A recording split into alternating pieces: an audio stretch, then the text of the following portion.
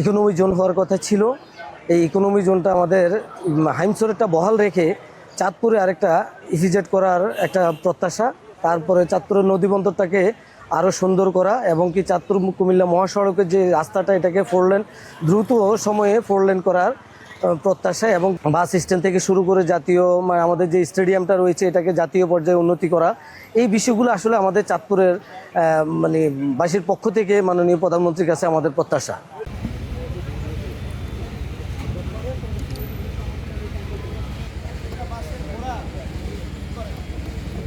দীর্ঘদিন পর আমাদের এলাকায় তারেক রহমান আসতেছে, আমরা আনন্দিত, আমরা উৎসাহিত। আমাদের যে এই খালটা আছে, খালটা দীর্ঘদিন ধরে অবহেলিত, জরাজীর্ণ। এই খালটা দীর্ঘ 15 বছর ধরিয়া এটার সামনে একটা বাঁধ দিয়া রাখছে।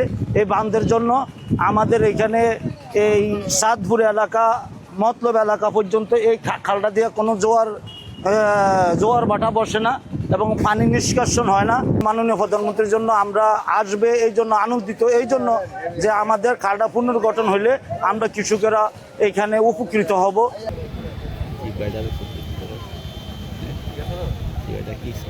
বাংলাদেশের প্রধানমন্ত্রী আমাদের বিএনপি চেয়ারপারসন জনাব তারেক রহমান আমাদের শাহমোহাম্মদপুরে আসছে, চাঁদপুর জেলাতে আসছে এবং আজকে আমাদের বিশ্বখাল উদ্বোধন হবে।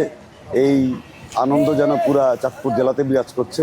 পুরা চাঁদপুর জেলার মানুষ অধীর আগ্রহ অপেক্ষা করছে কখন আমাদের নেতা আসবে, কখন আমাদের প্রধানমন্ত্রী আসবে। মোটামুটি আমাদের সকল কাজ সম্পন্ন হয়ে গেছে।